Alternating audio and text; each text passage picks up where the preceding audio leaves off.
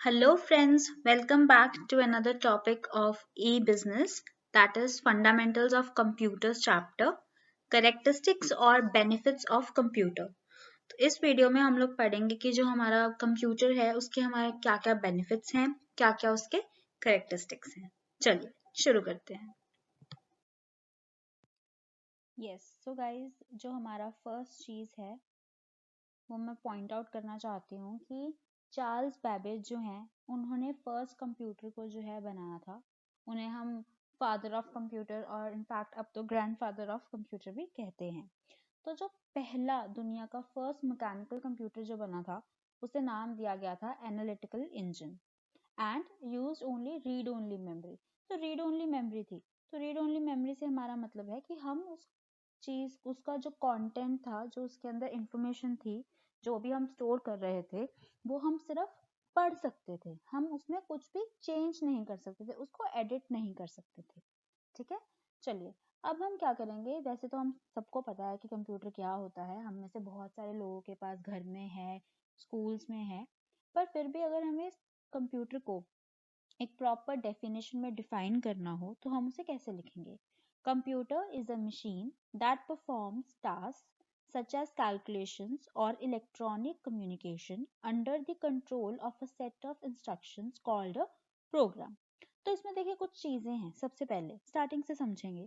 तो पहले तो हमने बोला कि जो कंप्यूटर है वो एक मशीन है जो कुछ टास्क, कुछ काम जो है वो परफॉर्म करती है. किस तरीके के टास्क? जैसे कि कोई कैलकुलेशन करना हो. हमने पिछली जो वीडियोस थी जिसके ऊपर हमने इंफॉर्मेशन टेक्नोलॉजी के ऊपर बात की थी, पूरा चैप्टर किया था, उसमें हमने बात की थी कि किस तरीके से हम कंप्यूटर अपनी डेली लाइफ में, डेली की जो दुनिया है उसके अंदर यूज कर रहे हैं. तो वहां से अगर आप देखें तो हम कितनी सारी चीजें कर रहे थे. तो सपोज कुछ टास्क हैं जैसे कि कैलकुलेशन है, कम्युनिकेशन है. ठीक है. वो परफॉर्म करने में कंप्यूटर हमारी मदद कर रहा है. तो जो कंप्यूटर है उसको कैसे पता कि कोई कैलकुलेशन करनी है. जो कंप्यूटर में आप कैलकुलेटर देखते हैं या अपने मोबाइल फोन्स में कैलकुलेटर देखते हैं, कैसे पता कि वो कैसे चलेंगे. कैसे उन्हें पता है कि अगर किसी चीज का सम करना है, 2+2 करना है, उन्हें कैसे पता कि उसका आंसर 4 आएगा. तो वो चीजें हम उनमें कोड करते हैं, कोई प्रोग्राम लिखते हैं, कुछ सेट ऑफ इंस्ट्रक्शंस लिखते हैं. ठीक है. जिससे कि प्रोग्राम बोला जाता है. तो सेट ऑफ इंस्ट्रक्शंस कुछ भी हो सकती हैं. इसे अगर आप बहुत ही सिंपल उसमें समझें तो आप चाय प्रिपेयर करते हैं, चाय बनाते हैं, तो उसमें क्या स्टेप्स रहते हैं. सबसे पहले गैस ऑन करिए, उसके ऊपर बर्तन रखिए, पानी डालिए, टी लीव्स डालिए, चीनी डालिए. तो वो जो सेट ऑफ इंस्ट्रक्शंस हैं कि एक के बाद एक स्टेप बाय स्टेप क्या चीज करनी है, उसे प्रोग्राम बोलते हैं. ठीक है. तो जो ये डेफिनेशन है, computer is a machine that perform task such as calculation और electronic communication under the control of a set of instructions called program. ये हमारी डेफिनेशन हो गई कंप्यूटर की. और ये हमें किसने दी है? हम पिछले चैप्टर से देखते आ रहे हैं, हम हमेशा से जो डेफिनेशन है वो माइक्रोसॉफ्ट की कर रहे हैं, तो इस बार भी हमने वही माइक्रोसॉफ्ट की ही डेफिनेशन ली है. और गाइज अगर आपने वो पुराना चैप्टर जो है इंफॉर्मेशन टेक्नोलॉजी फर्स्ट नहीं देखा है तो मैं उसे लिंक कर दूंगी डिस्क्रिप्शन में. आप इस वीडियो के बाद वो चैप्टर भी जरूर करें.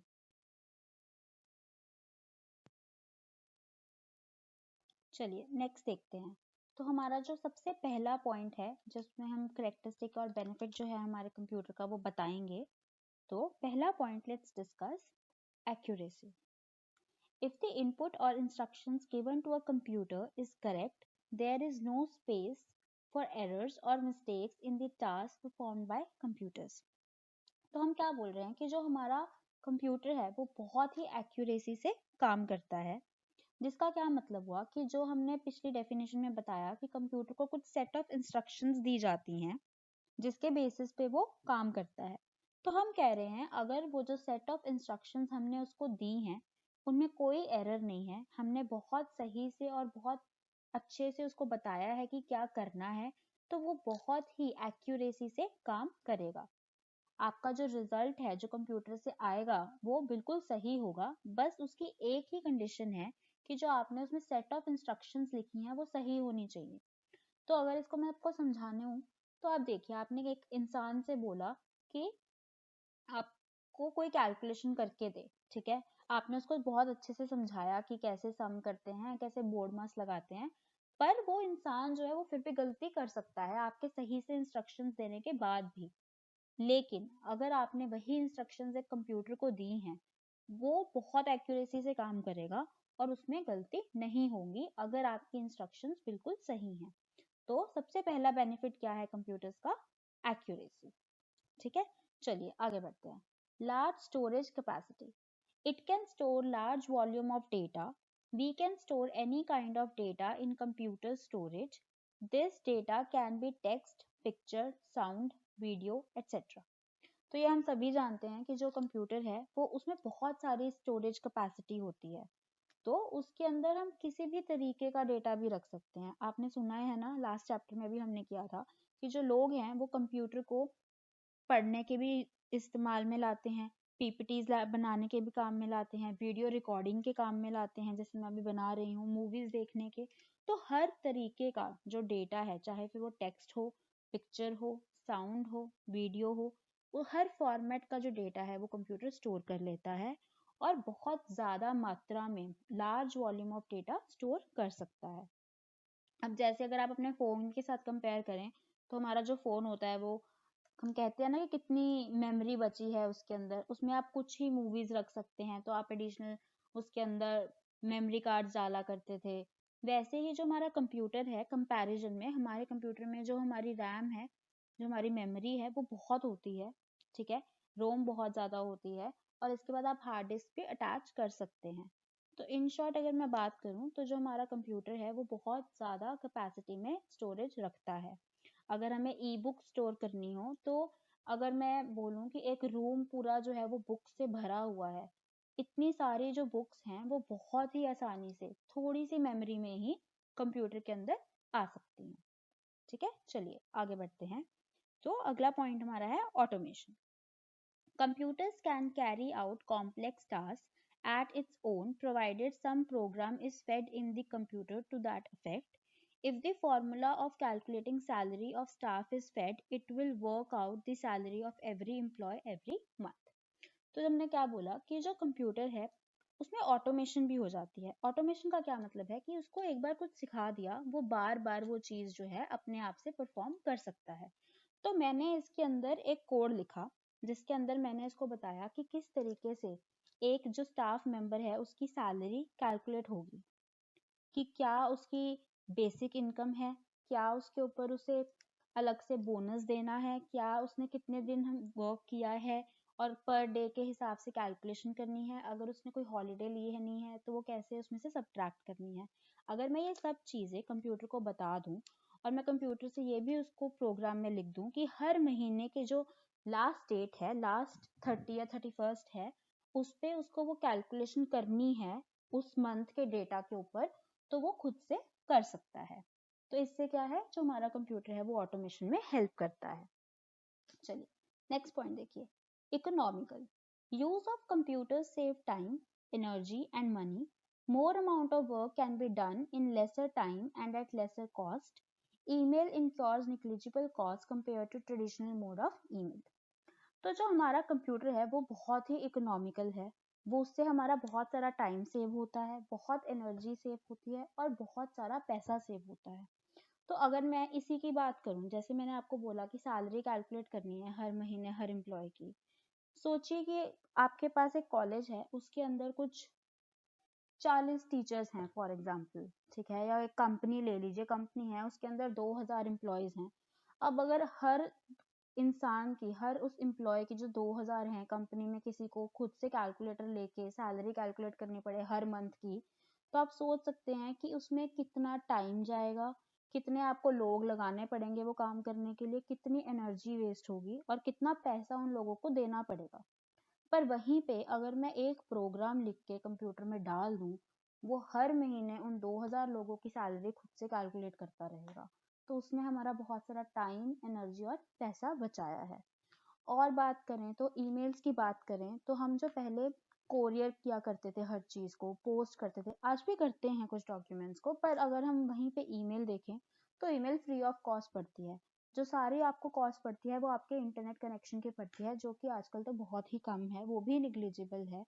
तो जो हमारे ट्रेडिशनल मेल सिस्टम है, जो कोरियर सिस्टम है, उसके कंपैरिजन में जो हमारा कंप्यूटर है, जो हमारा ईमेल है, वो बहुत ही नेग्लिजिबल कॉस्ट करता है, और इसलिए हमारा जो कंप्यूटर है वो बहुत ही इकोनॉमिकल पड़ता है। चलिए अगले पॉइंट देखते हैं। So next point is information store. One can store reading material of hundreds of books on computer which otherwise may occupy one room for storage. The required information can be accessed in blink of an eye with the help of computer. तो जो हमारा computer है वो बहुत सारी information उसके साथ उसके अंदर होती है, वो इंफॉर्मेशन बहुत सारी जो है स्टोर रखता है। तो यही एग्जाम्पल मैंने अभी आपको ऊपर भी समझाई थी। तो हम क्या बोल रहे हैं, वही सेम चीज कि इतनी सारी बुक्स जो हैं, जो एक रूम लेंगी स्टोर करने के लिए, उसमें बहुत आसानी से स्टोर हो जाएंगी। और अगर आप सोचिए कि एक रूम है जिसमें सच में इतनी सारी बुक्स हैं, तो आपको वो एक बुक या एक चैप्टर की वो एक लाइन या एक इंफॉर्मेशन अगर आपको चाहिए हो, तो आप कैसे ही ढूंढेंगे।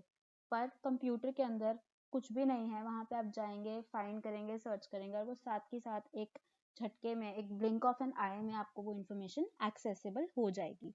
तो आप यहीं पे देख सकते हैं कि कितना फर्क है एक कंप्यूटर के हमारी लाइफ में आ जाने से। चलिए अगला पॉइंट है डिलीजेंस, जिसका कहीं ना कहीं मतलब है no tiredness. Unlike human beings, the computer can work continuously without getting tired. It can perform the same task repeatedly with same processing speed.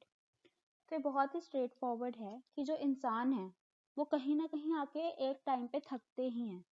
ठीक है, एक इंसान है वो कंटिन्यूसली 5 घंटे 6 घंटे से कोई काम कर रहा है, तो उसके बाद वो थक जाएगा। पर वहीं पे अगर मैं कंप्यूटर की बात करूं, तो वो थकता नहीं है, वो उसी स्पीड के साथ, उसी एफिशिएंसी के साथ लगातार काम करता रहेगा।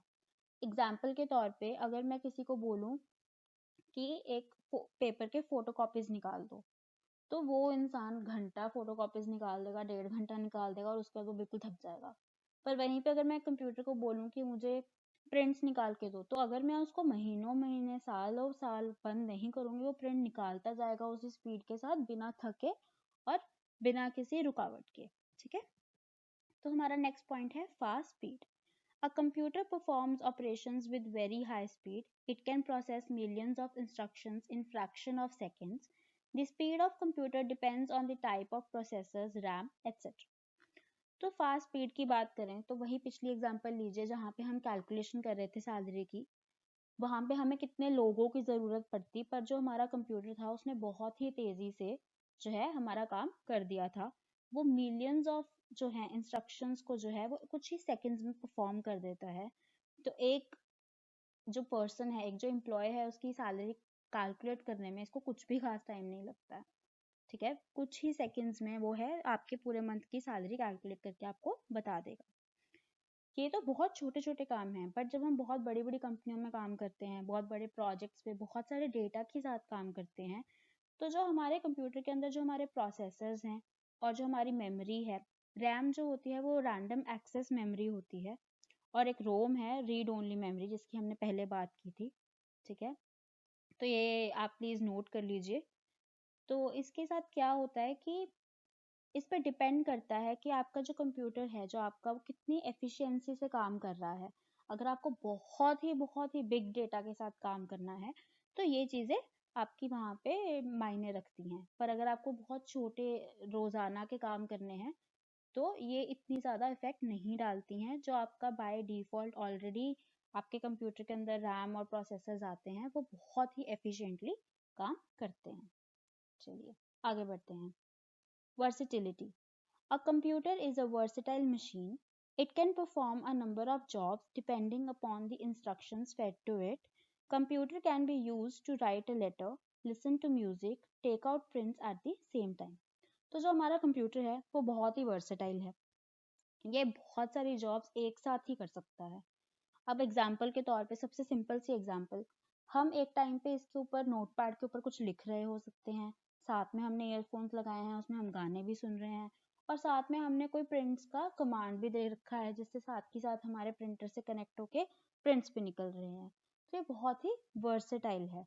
जो वर्सेटाइल वर्ड है वो आपने सिंगर्स के लिए बहुत सुना होगा, जब हम कहते हैं कि ये जो इंसान है ये बहुत ही वर्सेटाइल सिंगर है, जिसका मतलब होता है कि वो हर जॉनर के, हर तरह के जो गाने हैं वो बहुत ही अच्छे से गा लेता है।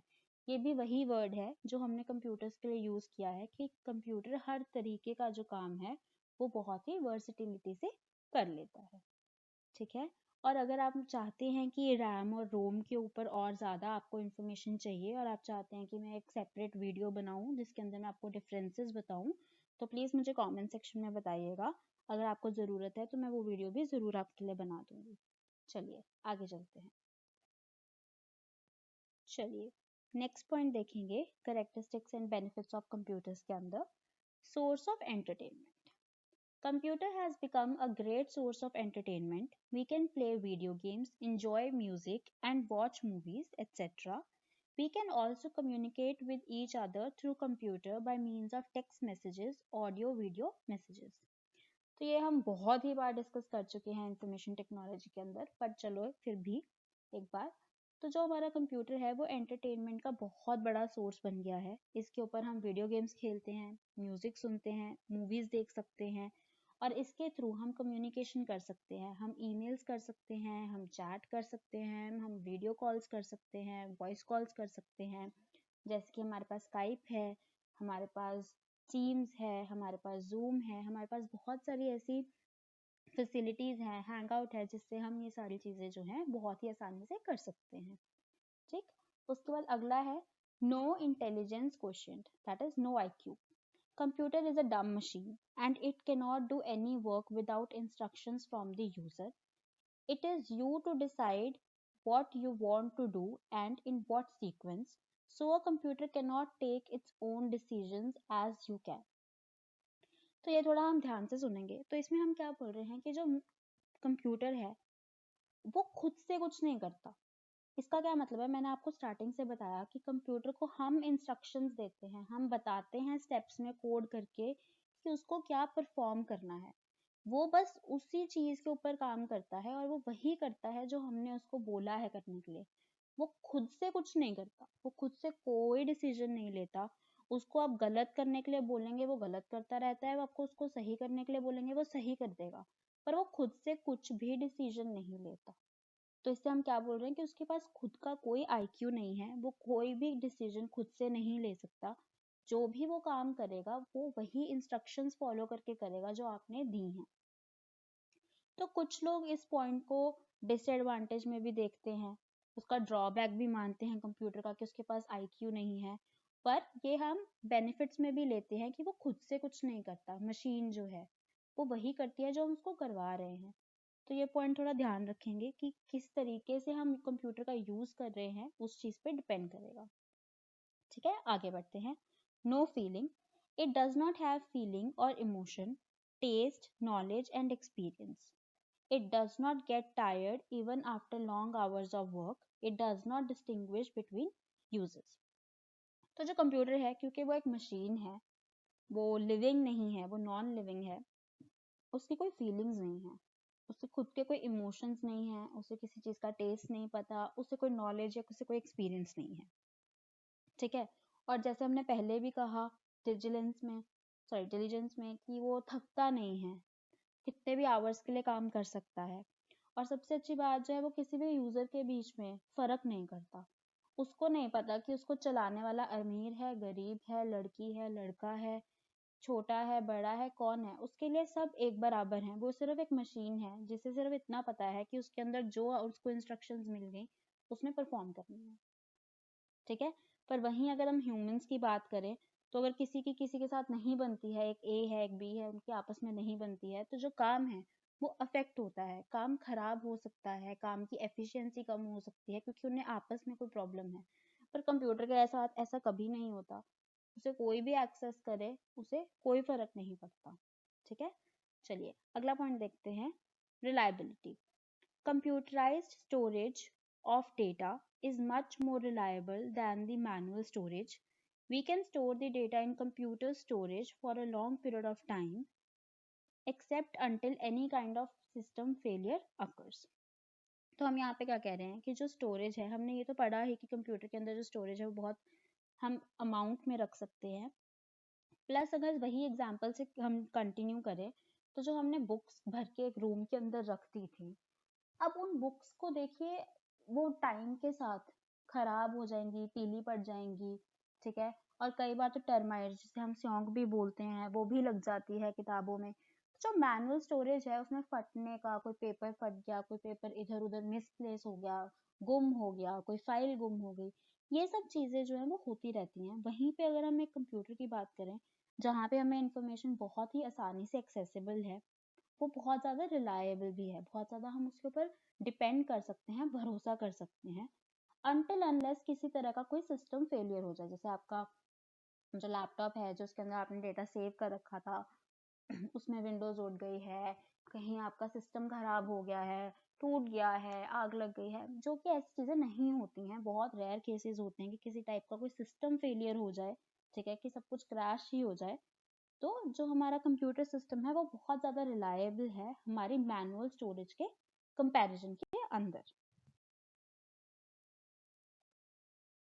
So thank you guys for watching. Fundamentals of computer के अंदर ये हमारा टॉपिक था, characteristics slash benefits of computer, and जिसके अंदर हमने डेफिनेशन भी की कि कंप्यूटर क्या होता है। इसी चैप्टर के और बहुत सारे टॉपिक्स हैं जो मैं अगली की जो वीडियोस आएंगी, अगली वीडियोस के अंदर कवर करूंगी। और अगर आपको वीडियो पसंद आई हो, please like share and subscribe, और बेल नोटिफिकेशन ज़रूर दबा दीजिएगा, आपको नोटिफिकेशन आ जाएगा अगली वीडियो का। और प्लीज़ अगर आपको वीडियो में कुछ अच्छा लगा या आपके कोई फीडबैक है, कुछ इश्यूज हैं, कुछ प्रॉब्लम है, प्लीज़ मुझे कमेंट्स में बताइए, ताकि मैं आपकी हेल्प कर सकूं और अगली वीडियोस को थोड़ा इम्प्रूव कर सकूं। So thank you.